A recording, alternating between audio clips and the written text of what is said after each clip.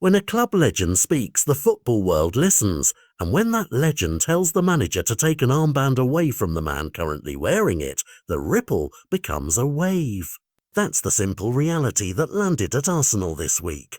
A revered former captain publicly argued that the team would be better served if the armband moved from Martin Ødegaard to the new recruit Declan Rice. The suggestion was blunt and specific. Rice, the argument went, brings a persistent midfield presence and combative consistency that would form the backbone of a title-winning side.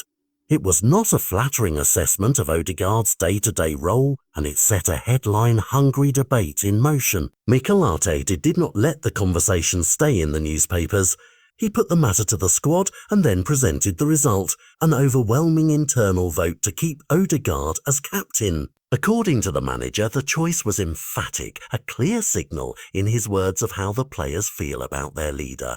Ødegaard himself, away on international duty, was measured. He said the external noise doesn't sway him, that opinions will always arrive from every corner, and that his focus remains on the job. Those short, steady replies, "I don't care that much," in parliamentary terms, matter because they reflect how a captain must operate under pressure. Fine. But beneath that surface calm lie several sharp questions that go to the heart of any title bid. What type of leadership does a modern championship team require? Who sets the tone in the dressing room? And how does public scrutiny affect fragile unity? On one hand, you have Ødegaard, a captain who reads the game, connects play, and inspires through vision and example.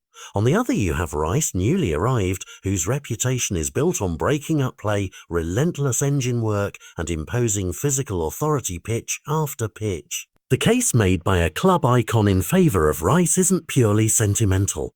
It's tactical, rooted in a belief that relentless midfield dominance forms the foundation of sustained success. Yet the squad's vote tells a different story. The players themselves see Ødegaard as the person they want to lead them, whether because of his tactical intelligence, his emotional connection to teammates, or the example he sets in training. That dichotomy, legend's prescription versus dressing room verdict, is fascinating because it reveals competing ideas about authority. Does leadership come from the badge and the roar of crowds, or from the daily trust between colleagues? Arteta's role becomes crucial here. By allowing and then accepting a squad-led choice, he reinforced his willingness to trust his players' judgment. At the same time, a public airing of disagreement, however well-intentioned, risks giving ammunition to pundits and opponents. Media storms can distort dressing room realities. What starts as a principled debate can spiral into a narrative about division. For a club chasing trophies, unity is currency. If players rally around their captain and behind their manager, that cohesion can blunt outside noise and convert controversy into motivation. If cracks appear, however, confidence can be eroded when it matters most. Importantly, Ødegaard's response, calm, focused and unflappable, may be the stabilising factor Arsenal needs. Leadership in modern football is not always about the loudest voice, often it's about composure under scrutiny. Yet the episode will also test Declan Rice, the newcomer who now finds himself central to a leadership debate he did not start. How he responds in training, how he integrates, and whether he channels the criticism or support into performance will define his short-term impact.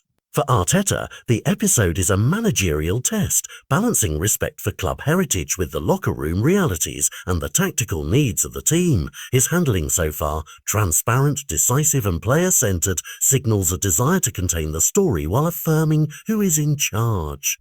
In the weeks ahead, the true verdict will not be decided in press rooms, but on the pitch. If Arsenal's results hold and the squad produces the cohesion hinted at in that decisive vote, the controversy may be remembered as a single, solvable story. If performances wobble and headlines persist, it could be seen as an early warning about pressure mounting where it matters most. Either way, this is more than gossip. It's a stress test of identity for a club that believes it belongs at the very top.